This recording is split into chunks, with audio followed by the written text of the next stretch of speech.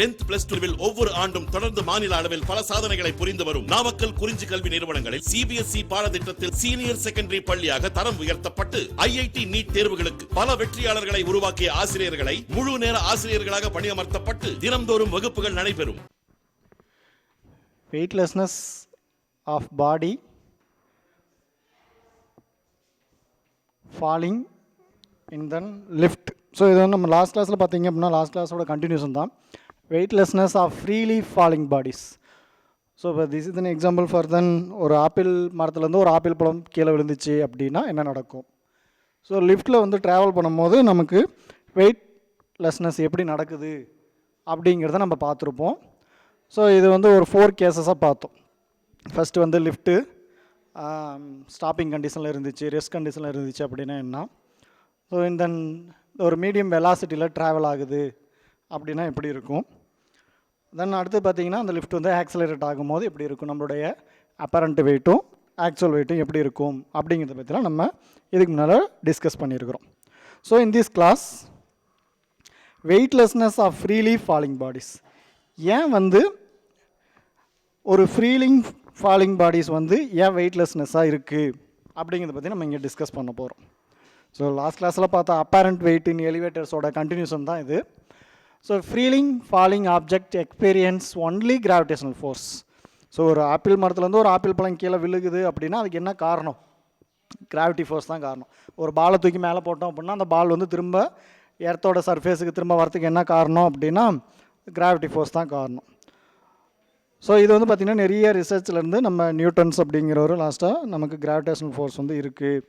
So எந்த பொருளுமே நம்ம தூக்கி போட்டோம் அப்படின்னா வித்தின் லிமிட்டுக்குள்ளார நமக்கு திரும்ப எர்த்தோட சர்ஃபேஸில் வந்து கிடைக்கும்.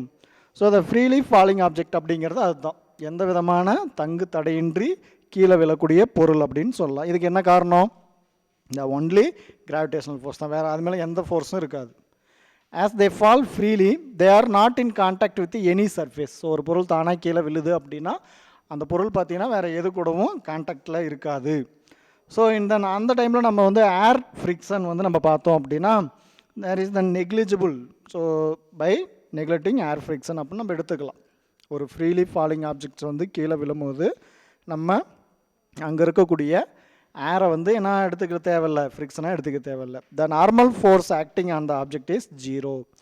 ஸோ அப்போ அந்த டைமில் அது மேலே ஆக்ட் ஆகக்கூடிய அந்த நார்மல் ஃபோர்ஸோட வேல்யூ என்னென்னு பார்த்தீங்க அப்படின்னா நம்ம 0. The downward accelerating is equal to the acceleration due to the gravity of the earth அப்படின்னு சொல்லலாம். ஸோ ஃப்ரீலிங் ஃபாலிங் ஆப்ஜெக்ட் அப்படின்னாவே அது மேலே இருக்கக்கூடிய நார்மல் ஃபோர்ஸ் வந்து 0. த டவுன்வேர்டு ஆக்சலரேட்டிங் ஃபோர்ஸ் வந்து எதுக்கு ஈக்குவலாக இருக்கும் அப்படின்னா த ஆக்சலரேஷன் டியூ டு கிராவிட்டிக்கு ஈக்குவலாக இருக்கும். That means A is equal to G. So in previous கிளாஸில் நம்ம பார்த்த ஈக்குவேஷன் என்னென்னு பார்த்தீங்க அப்படின்னா த நியூட்டன் செகண்ட் லா கூட ஈக்குவல் பண்ணி இப்போ n is equal to m g அப்படின்னு நம்ம எடுத்துக்கிறோம். n is equal to m g minus a அப்படின்னு நம்ம ஒரு கன்க்ளூஷன் வந்திருப்போம். n is equal to m into g minus a. So g minus a, அப்போ a is nothing but the gravity force, acceleration due to the only gravity. So இப்போ n is equal to m into g minus g. So the both are gravity. இது என்ன ஆகிடும், இந்த g வந்து cancel ஆகிடும். So அப்போ 0. So n is the 0. So அப்போ normal force அது மேலே ஆக்ட் ஆகாது அப்படிங்கிறத தான் இந்த வெயிட்லெஸ்னஸ் அப்படிங்கிற கான்செப்ட் வந்து நமக்கு சொல்லுது. So this is called as the state of weightlessness. So n is equal to 0. When the lift falls, when the lift wire cuts. So இப்போ திடீர்னு நம்ம லிஃப்ட்டில் போயிட்டுருக்குறோம், நம்மளுடைய லிஃப்ட் ஒயர் வந்து கட் ஆகிடுது அப்படின்னா என்ன சார் நடக்கும் அப்படின்னா the downward acceleration is equal to the gravity. The downward acceleration is equal to the gravity, acceleration due to gravity அப்படின்னு சொல்லலாம். A is equal to g. The person inside the elevator is in the stage of weightlessness or free fall. So இப்போ அந்த லிஃப்ட்டுக்குள்ளே இருக்கக்கூடிய person நமக்கு பார்த்தீங்க அப்படின்னா wait இல்லாத மாதிரி தோணும். லிஃப்ட்டுக்குள்ளே இருக்கக்கூடிய பர்சன் லிஃப்ட்டு கட்டானது காரணத்தினால நமக்கு வந்து எப்படி தெரியும் அப்படின்னா வெயிட் இல்லாத மாதிரி தெரியும், வெயிட் இல்லாத மாதிரி நம்ம உணரலாம். ஸோ இப்போ ஃப்ரீ ஃபால் அப்படிங்கிறது ஒரு ஆப்பிள் மரத்துலேருந்து ஒரு ஆப்பிள் பழம் கீழே விழும்போது அதனுடைய ஸ்டேட் என்னன்னு பார்த்தீங்க அப்படின்னா கிராவிட்டி காரணமாக கீழே விழுது. ஸோ அந்த டைமில் அதனுடைய வெயிட் வந்து நமக்கு பார்த்தீங்க அப்படின்னா நில் அப்படின்னு தான் நம்ம சொல்ல போகிறோம், 0 அப்படின்னு தான் சொல்ல போகிறோம். ஓகேங்களா. ஸோ இதுக்கு வந்து ஒரு எக்ஸாம்பிள்ஸ் ஒன்று பார்த்தாங்க. என்னென்னு பார்த்தீங்க அப்படின்னா நியூட்டன் ஃபிசிக்ஸில் கண்டுபிடிச்ச ஒரு பெரிய விஷயம் என்னன்னு பார்த்தீங்க அப்படின்னா the acceleration. So when the apple was falling free the tree it was weightlessness. ஒரு ஆப்பிள் மரத்துலேருந்து ஒரு ஆப்பிள் பழம் கீழே விழுது அப்படின்னா அந்த டைமில் அதனுடைய வெயிட் வந்து நமக்கு பார்த்தீங்க அப்படின்னா the zero, because there is no force acting on the apple அப்படின்னு சொல்லலாம். there is no normal force. As soon as it hit Newton's head it gained weight. So Newton's தலை மேலே விழும்போது என்ன நடந்துச்சு, அந்த ஆப்பிளோட வெயிட் வந்து அந்த தலை மேலே விழுந்துச்சு.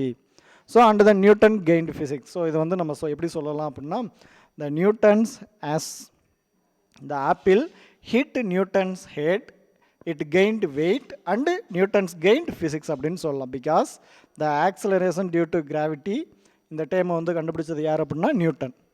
So the same concept by using the satellite, weightlessness in satellite, weightlessness in satellite. So அப்போ சேட்டலைட்டில் இருக்கும்போது நமக்கு வெயிட் வந்து உணர முடியுமா அப்படின்னா உணர முடியுமா முடியாதா அப்படின்னு நமக்கு ஒரு கொஸ்டின் வரும்.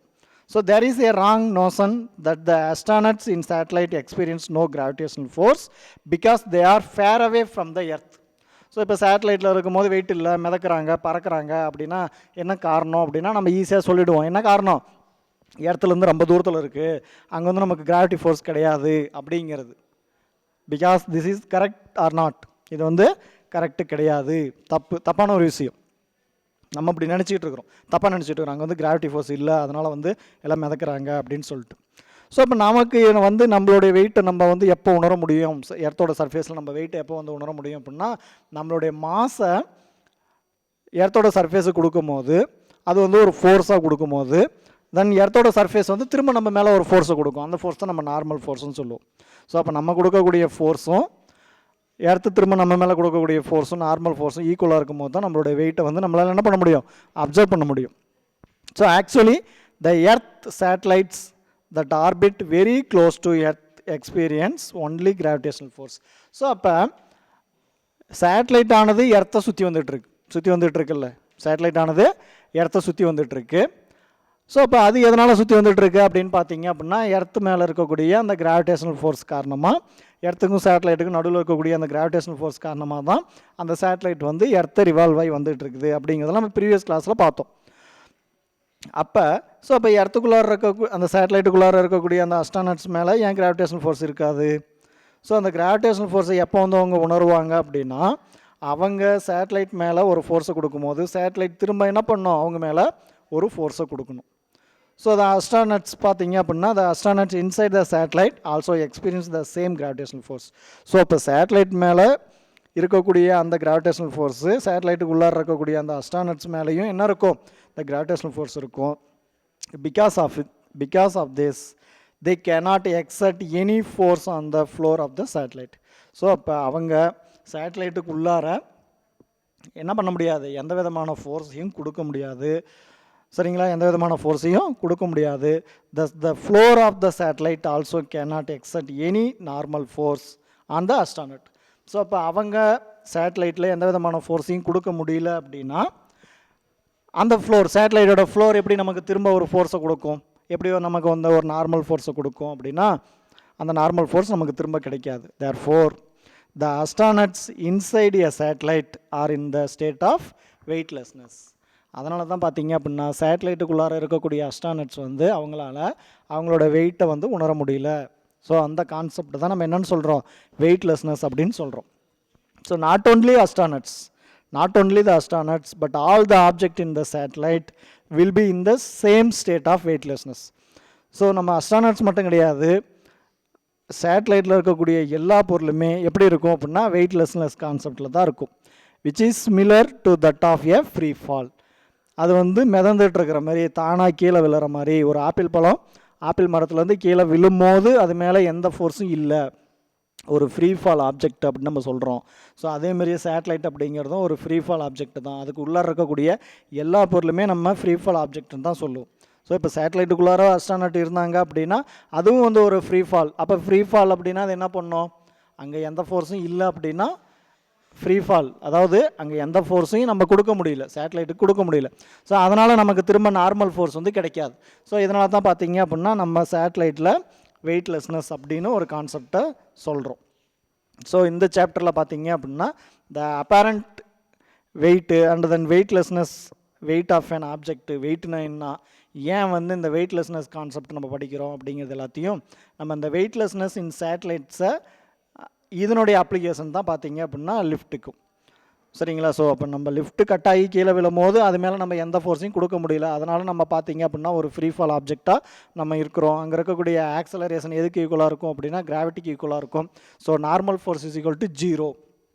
அப்போ த சேம் சுச்சுவேஷன் இந்த satellite the normal force is equal to 0. ஓகேங்களா? ஸோ நார்மல் ஃபோர்ஸ்னை வந்து நமக்கு கிடைக்கல அப்படின்னா அப்போ நம்மளுடைய வெயிட் வந்து அங்கே நம்மளால் உணர முடியாது அப்படின்னு சொல்லலாம். ஸோ இது in this experiment the well known scientist Stephen Hawking in the state of weightlessness in the lab. So satellite மாதிரி இருக்கக்கூடிய ஒரு லேபில் தென் ஸ்டீஃபன் ஹாக்கிங் அப்படிங்கிற ஒரு சயின்டிஸ்ட், நமக்கு எல்லாத்துக்கும் தெரியும் ஸ்டீஃபன் ஹாக்கிங் அப்படிங்கிற ஒரு சயின்டிஸ்ட் என்ன பண்ணார் அப்படின்னா இந்த வெயிட்லெஸ்னஸ் அப்படிங்கிற ஒரு கான்செப்டை செக் பண்ணி பார்த்தார். ஸோ இது வந்து சேட்டலைட்டில் ட்ராவல் பண்ணக்கூடிய அஸ்ட்ரானட்ஸுக்கு நிறைய யூஸ் ஆகும். ஸோ இந்த page number the book page number 30 அதில் அந்த டயக்ராம் இருக்குது. ஸோ தென் யூடியூபோடைய லிங்க் இருக்குது. ஸோ அதில் பார்க்கணும் அப்படின்னு விருப்பப்பட்டவங்க இந்த யூடியூபோட லிங்க்கை யூஸ் பண்ணி நம்ம என்ன பண்ணிக்கலாம், வெயிட்லெஸ்னஸ் அப்படிங்கிற அந்த கான்செப்ட் எப்படி இருக்குது அப்படின்னு நம்ம தெரிஞ்சுக்கலாம். So and then the next one is then the elementary ideas of astronomy. So நம்ம இதுக்கு முன்னால் பார்த்தீங்க அப்படின்னா அஸ்ட்ரானமி அண்ட் தென் பிளானட்டில் இருக்கக்கூடிய சில விஷயங்களை தெரிஞ்சுக்கிட்டோம். So then elementary ideas of the astronomy அப்படின்னா அஸ்ட்ரானமி உருவாகிறதுக்கு என்னென்ன காரணங்கள், அஸ்ட்ரானமி எதனால் கிடைச்சிது, அஸ்ட்ரானமி அப்படிங்கிற ஒரு டாப்பிக்கு நம்ம எங்கேருந்து எடுத்துக்கிட்டோம், ஸோ அதனுடைய பேசிக் ஐடியாஸை பற்றி நம்ம இப்போ டிஸ்கஸ் பண்ணலாம். So astronomy is one of the oldest sciences in the history of mankind. So நம்ம படித்த சயின்ஸில் பார்த்தீங்க அப்படின்னா அஸ்ட்ரானமி அப்படிங்கிறதுலாம் ரொம்ப பழசு. அஸ்ட்ரானமி அப்படிங்கிறது த ஓல்டு ஹிஸ்ட்ரி அப்படின்னு சொல்லலாம், the old sciences in the history அப்படின்னு சொல்லலாம். So in the olden days the astronomy was an inseparable part of the physical science. So இதை வந்து நம்ம ஃபிசிக்கல் சயின்ஸில் நம்ம பார்க்குறோம்.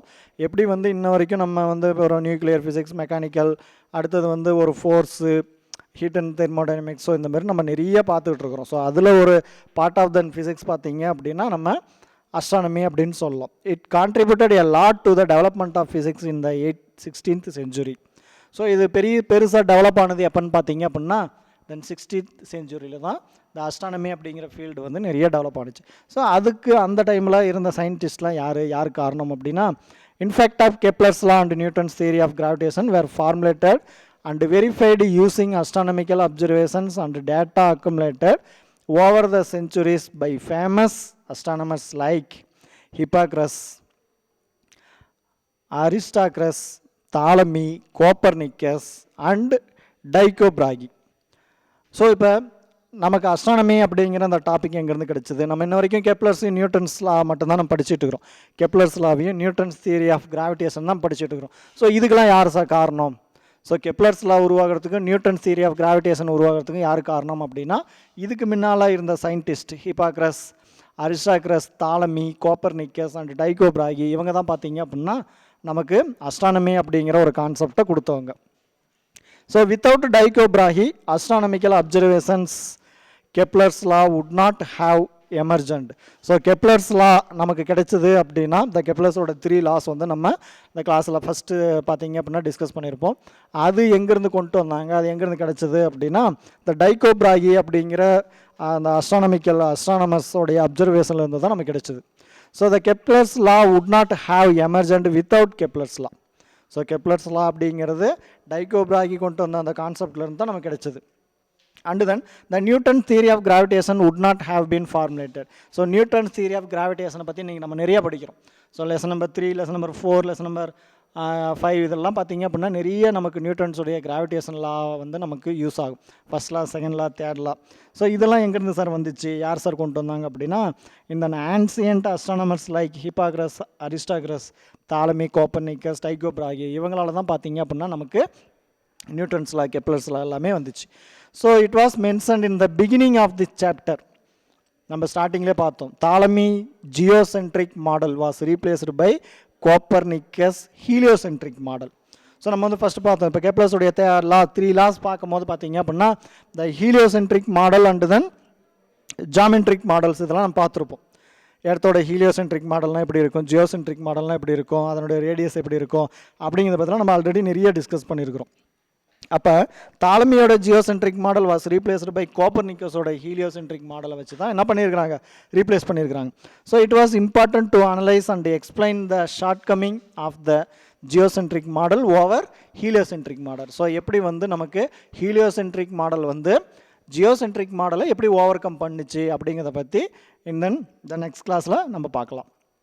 ஸோ இதில் நம்ம ஃபஸ்ட்டு பார்க்குறது என்னென்னு பார்த்தீங்க அப்படின்னா the heliocentric system over geocentric system. So geocentric சிஸ்டத்தை விட நம்ம இன்றைக்கி ஹீலியோசென்ட்ரிக் சிஸ்டம் அப்படிங்கிறத நிறையா பார்த்துட்ருக்குறோம். ஸோ இப்போ ஹீலியோசென்ட்ரிக் சிஸ்டம் பார்த்தீங்க அப்படின்னா நம்மளுடைய அண்டர்ஸ்டாண்டிங் லெவலுக்குள்ளே இருக்கும் compared to the geocentric system. So when the motion of the planets are observed in the night sky by naked eyes over a period of a few months. So இப்போ நம்ம என்ன பண்ண போகிறோம் அப்படின்னா இந்த பிளானட்டோட மோஷனை நம்ம வெறும் கண்ணால் நைட் டைமில் என்ன பண்ண போகிறோம் அப்படின்னா ஸ்கையில் அப்சர்வ் பண்ண போகிறோம். எப்போ அப்படின்னா ஒரு ஃபியூ மந்த்ஸுக்கு நீங்கள் என்ன பண்ணுற அப்படின்னா அப்சர்வ் பண்ணலாம். So it can be seen that the planets move eastward and reverse their motion for a while and return to eastward motion again. So நமக்கு இப்போ பார்த்தீங்க அப்படின்னா ஒரு ஓவர் ஃபியூ மந்த்ஸில் நீ என்ன பண்ணுற அப்படின்னா வெறும் கண்ணால் நம்மளுடைய ஸ்கையை வந்து நைட்டில் பார்த்துக்கிட்டு அப்போ ஒரு ஸ்டார் மாதிரி இருக்கக்கூடிய அந்த பிளானட்ஸ் வந்து என்ன பண்ணோம் அப்படின்னா ஸ்டார் மாதிரினா நைட் டைமில் பார்க்கும்போது அந்த பிளானட்ஸ் வந்து என்ன பண்ணணும், நட்சத்திரம் எடுத்து நமக்கு தெரியும். ஸோ இப்போ அதனுடைய மோஷன்ஸ் வந்து எப்படி இருக்கும் அப்படின்னா அந்த வெஸ்ட் டு ஈஸ்ட் டைரெக்ஷனில் வந்துட்டு திரும்ப வெஸ்ட் டைரெக்ஷன் போயிட்டு திரும்ப ஈஸ்ட் டைரெக்ஷன்லேயே நமக்கு என்ன பண்ணோம் அப்படின்னா ரிட்டன் ஆகும். So eastward motion again, the return to eastward motion again. So இதுக்கு பேர் தான் நம்ம என்னென்னு சொல்கிறோம் அப்படின்னா ரெட்ரோகிரேட் மோஷன் ஆஃப் பிளானட்ஸ் அப்படின்னு சொல்கிறோம். So retrograde planets of motion அப்படிங்கிறது இதை see the diagram in the board.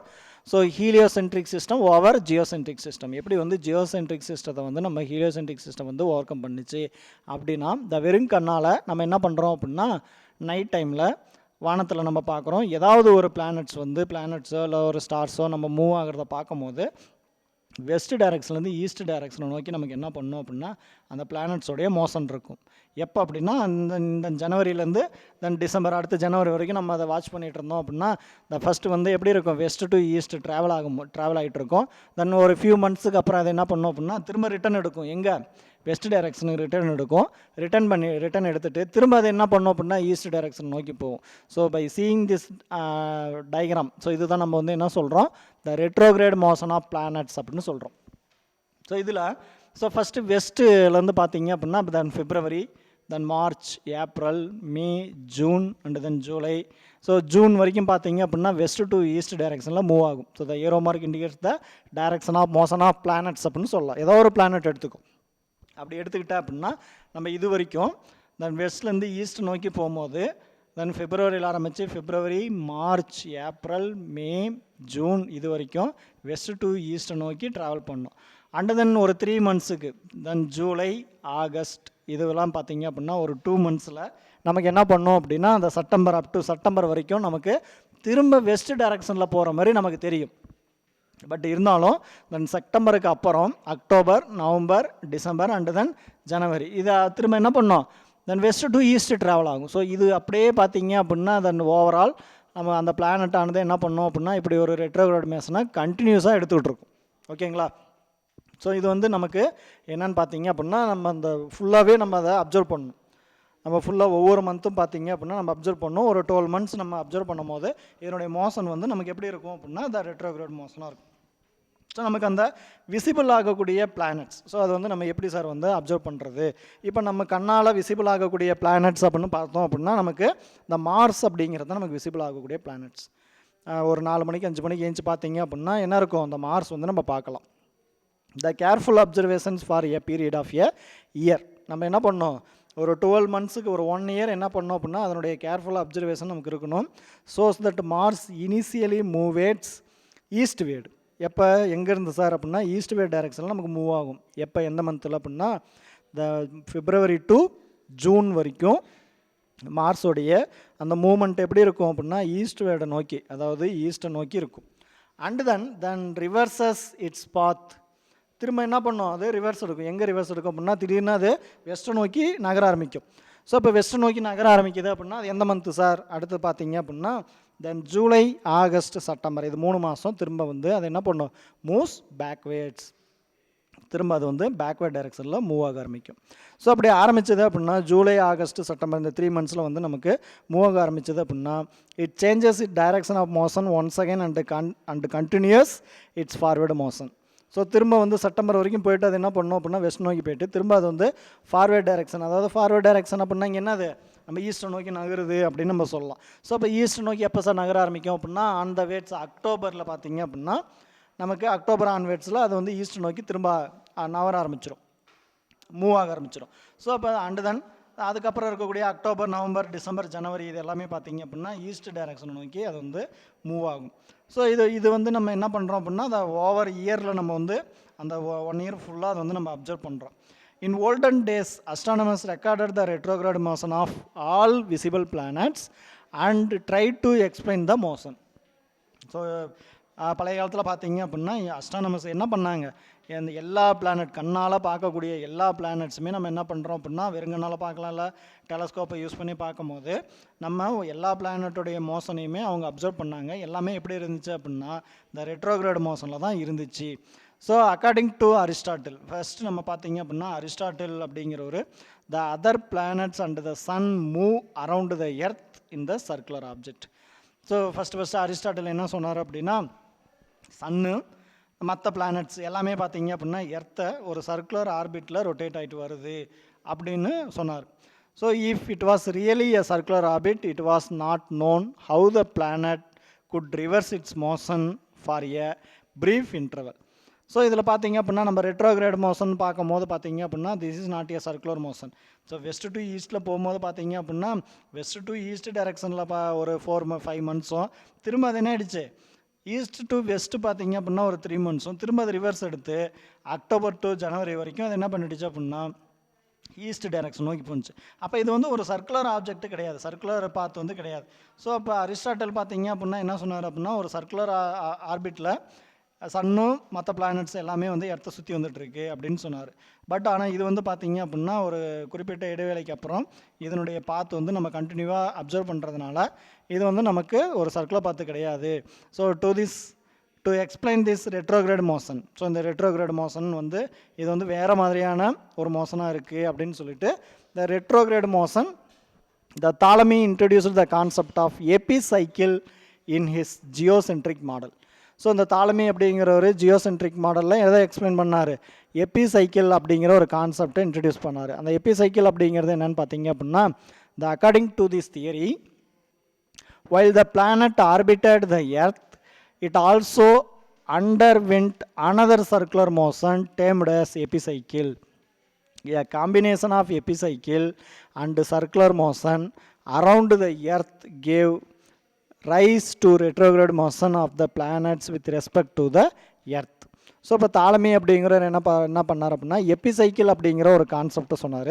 அந்த எபிசைக்கிள் அப்படிங்கிற கான்செப்ட் என்னென்னு பார்த்தீங்க அப்படின்னா இந்த ரெட்ரோகிரேட் மோஷனில் தான் இருக்குது.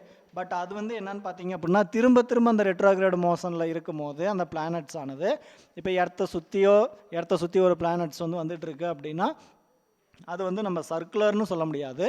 அந்த பாத்துக்கு பேர் என்னென்னு பார்த்தீங்க அப்படின்னா எபிசைக்கிள் அப்படிங்கிற ஒரு பாத்து. ஸோ அந்த எபிசைக்கிள் அப்படிங்கிற பாத்தில் தான் என்ன பண்ணுது அப்படின்னா இந்த ரெட்ரோகிரேட் மோஷனும் இருக்குது அப்படின்னு சொன்னார். So essentially Ptolemy retained the earth centric idea of Aristotle and added the epicycle motion to it. So இது என்ன பண்ணார், அரிஸ்டாட்டில் சொன்னது வந்து சர்க்குலர் ஆர்பிட்னு சொன்னார். ஸோ அந்த சர்க்குலர் ஆர்பிட் தானே இது அப்படின்னா இது வந்து ஒரு பியூர்லி சர்க்குலர் ஆர்பிட் கிடையாது, ஒரு ரெட்ரோகிரேட் மோஷனில் இருக்கக்கூடிய ஒரு எபிசைக்கிள் பாத்து. ஸோ அப்போ எபிசைக்கிள் மோஷன் அப்படின்னா என்னது, அது வந்து ரெட்ரோகிரேட் மோஷன்லையும் இருக்கும், தென் அது வந்து என்ன பண்ணுது சர்க்குலர் பாத்தில் மூவ் ஆகிட்டுருக்கு. ஸோ அப்போ வித்து ரெட்ரோகிரேட் மோஷன், அதாவது சர்க்குலர் பாத்து மட்டும் கிடையாது, ரெட்ரோகிரேட் மோஷனில் இருக்கக்கூடிய சர்க்குலர் பாத்துக்கு பேர் தான் பார்த்தீங்க அப்படின்னா நம்ம இங்கே என்னென்னு சொல்கிறோம் எபிசைக்கிள் பாத் அப்படின்னு சொல்கிறோம். ஸோ அப்போ epicycle motion of the planetary objects around எடுத்து இப்போ எர்த்தை சுற்றி வந்துட்டு இருக்கக்கூடிய மற்ற பிளானட்ஸ் அந்த பிளானட்ஸோடைய மோஷனை நம்ம வந்து அப்சர்வ் பண்ணோம் அப்படின்னா ஃபஸ்ட்டு வந்து நம்ம ரெட்ரோகிரேட் மோஷன் அப்படின்னு சொல்கிறோம். அது வந்து ஒரு 1 இயர் அதை அப்சர்வ் பண்ணோம் அப்படின்னா அது நமக்கு என்னவா கிடைக்கும், ஒரு ரெட்ரோகிரேட் மோஷனாக கிடைக்கும்.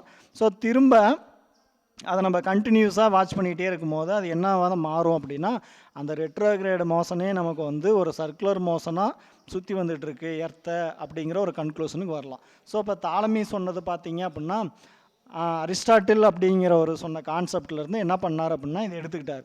ஸோ அரிஸ்டாட்டில் சொன்ன கான்செப்ட் வந்து சர்க்குலர். ஸோ அப்போ அது சர்க்குலரில் இருக்குது, பட் வித் ரெட்ரோகிரேட் மோஷனும் இதில் இருக்குது அப்படின்னு வந்து தாலமி ஒரு முடிவுக்கு வந்தார். So but Ptolemy model become more and more complex as every planet was found to undergo retrograde motion. So Ptolemy சொன்னது பார்த்தீங்க அப்படின்னா ரெட்ரோகிரேட் மோஷன்லையும் இருக்குது, தென் சர்க்குலர் மோஷனில் சுற்றி வந்துட்டுருக்கு அப்படிங்கிற கான்செப்ட் வந்து கொஞ்சம் கஷ்டமாக இருந்துச்சு. In the 15th century, the Polish astronomer Copernicus proposed to heliocentric model to explain this problem in a simple manner. So இந்த ரெட்ரோகிரேட் மோஷன் அப்படிங்கிறத யார் சார் வந்து ஓவர் கம் பண்ணாங்க அப்படின்னா இந்த கோப்பர்னிக்கஸ் அப்படிங்கிறவர் என்ன பண்ணார், இந்த ரெட்ரோகிரேட் மோஷன் வந்து சர்க்குலர் மோஷனில் போயிட்டுருக்கு அப்படிங்கிறது வந்து நமக்கு கொஞ்சம் டிஃபிகல்ட்டாக இருக்குது, அதனால் இந்த மோஷனை நம்ம வந்து என்ன மோஷன்னு சொல்லலாம் அப்படின்னா இதை வந்து நம்ம ஒரு ஹீலியோசென்ட்ரிக் மாடல் அப்படின்னு நம்ம எடுத்துக்கலாம். ஸோ அப்போ அந்த ஹீலியோசென்ட்ரிக் மாடல் வந்து எப்படி இருக்குது அப்படின்னா ஹீலியோசென்ட்ரிக் மாடல் அப்படிங்கிறது வித் ரெட்ரோகிரேட் மோஷனாக தான் இருக்குது. சரிங்களா, ரெட்ரோகிரேட் மோஷன் தான், அது இண்டிவிஜுவலாக நம்ம வாட்ச் பண்ணும்போது ரெட்ரோகிரேட் மோஷனாக தெரியும். பட் அது வந்து அந்த பிளானட்டை ஃபுல்லாக நம்ம என்ன பண்ணுறோம் அப்படின்னா அனலைஸ் பண்ணோம் அப்படின்னா அது வந்து ரெட்ரோகிரேட் மோஷன் ப்ளஸ் சர்க்குலர் மோஷனில் இருக்கக்கூடிய ஒரு ஹீலியோசென்ட்ரிக் மாடல் அப்படின்னு சொன்னார். So according to this model the sun is at the centre of the solar system and all the planets orbited the sun. So அப்போ ஹீலியோசென்ட்ரிக் மாடலை வச்சு நம்ம பார்க்கும்போது சன்னு அப்படிங்கிறது தான் சென்ட்ரு. ஸோ சன்னை சுற்றி இருக்கக்கூடிய மற்ற எல்லா பிளானட்ஸும் என்ன இருக்குது, சன்னை சுற்றி தான் மற்ற எல்லா பிளானட்ஸும் ஆர்பிட் ஆகிட்டுருக்கு. The retrograde motion of planets with respect to the earth is because of the relative motion of the planet with respect to earth. So எர்த்துலேருந்து நம்ம ஒரு பிளானட்டுக்கான ரெட்ரோகிரேட் மோஷனை வாட்ச் பண்ணோம் அப்படின்னா அது எப்படி இருக்கும், எர்த்து சுற்றுற மாதிரி தான் அது சுற்றிட்டு இருக்கும். ஸோ எர்த்தை டிபெண்ட் பண்ணி தான் சொல்ல முடியும் the relative motion of the planet அப்படின்னு தான் சொல்ல முடியும். எர்த்தும் நகருது, அந்த பிளானட்டும் நகருது. அப்போ எர்த்தும் எப்படி வந்துட்டு இருக்கோம், ரெட்ரோகிரேட் மோஷனில் தான் வந்துட்டு இருக்கோம். அப்போ அந்த பிளானட்டும் பார்த்தீங்கன்னா நமக்கு ரெட்ரோகிரேட் மோஷனில் தான் வந்துருக்கும். ஸோ அப்போ both are the retrograde motion. The retrograde motion from the heliocentric point வந்து நம்ம பார்த்தீங்க அப்படின்னா த டயக்ராமில் கொடுத்துருக்குறோம், அதை பற்றி நம்ம டீட்டெயிலாக எக்ஸ்பிளைன் பண்ணலாம். ஸோ இப்போ இந்த retrograde motion in heliocentric model அப்படிங்கிறது பார்த்தீங்கன்னா சன்னு தான் வந்து the centre of the universe அப்படின்னு சொல்ல போகிறோம். ஸோ அப்போ மற்ற பிளானட்ஸ் எல்லாமே பார்த்தீங்க அப்படின்னா என்ன இருக்குது, மற்ற பிளானட்ஸ் எல்லாமே ஹீலியோசென்ட்ரிக் ஆர் ரெட்ரோகிரேட் மோஷனில் தான் சன்னையே சுற்றி வந்துட்டுருக்கு. ஸோ அப்போ இந்த எர்த்தே நமக்கு பார்த்தீங்க அப்படின்னா எப்படி இருக்குது, ஒரு ரெட்ரோகிரேட் மோஷனாக தான் இருக்குது. அதை தான் நம்ம ஹீலியோசென்ட்ரிக் மாடல் அப்படின்னு சொல்கிறோம். ஸோ இப்போ ஹீலியோசென்ட்ரிக் மாடல் அப்படிங்கிறது எப்படி இருக்குது, வெஸ்ட் டு ஈஸ்ட்டு மூவ் ஆகிட்டுருக்கு. அப்போ வெஸ்ட் டு ஈஸ்ட் போகும்போது வெஸ்ட் டு ஈஸ்ட் போயிட்டு திரும்ப ரிவர்ஸ் எடுத்து திரும்ப அது என்ன பண்ணுது, வெஸ்ட்டுக்கு வந்துட்டு ஈஸ்ட்டில் தான் இருக்கும். ஸோ அப்போ the commonly all the planets is moved in the retrograde motion அப்படின்னு தான் நம்ம ஒரு கன்க்ளூஷனுக்கு வர முடியும். ஸோ தென் இது என்ன டீட்டெயிலாக நம்ம பார்க்கணும் அப்படின்னா நம்ம பார்த்தீங்கன்னா ஒரு டயக்ராம் ஒன்று இருக்குது. அந்த டயக்ராம் வந்து sun, earth and Mars compared to the other planet, எல்லா பிளானட்டையும் நம்ம கம்பேர் பண்ணலாம். ஸோ எர்த்து மட்டும் கிடையாது, எர்த் எடுத்துக்கலாம், மார்ஸ் எடுத்துக்கலாம், அதுக்கப்புறம் வீனஸ், இந்த மாதிரி மெர்க்குரி, எல்லாமே இந்த மாதிரி நிறைய பிளானட்ஸை எடுத்துக்கிட்டு நம்ம என்ன பண்ண போகிறோம் அப்படின்னா ஒன் பை ஒன்னாக எல்லாத்தோடைய மோஷனுமே நமக்கு எப்படி இருக்குது அப்படின்னா ரெட்ரோகிரேட் மோஷனாக தான் இருக்குது. ஸோ இதை தான் வந்து அரிஸ்டாட்டிலில் வந்து என்ன சொன்னார், இது வந்து ஒரு ஹீலியோசென்ட்ரிக் மாடல் அப்படின்னு சொல்லி கொண்டு வந்தார். ஸோ அப்போ கோப்பர்னிக்கஸ் கொண்டு வந்த இந்த மாடலுக்கு பேர் என்னன்னு பார்த்தீங்க அப்படின்னா ஒரு ஹீலியோசென்ட்ரிக் மாடல் அப்படின்னு சொல்லலாம்.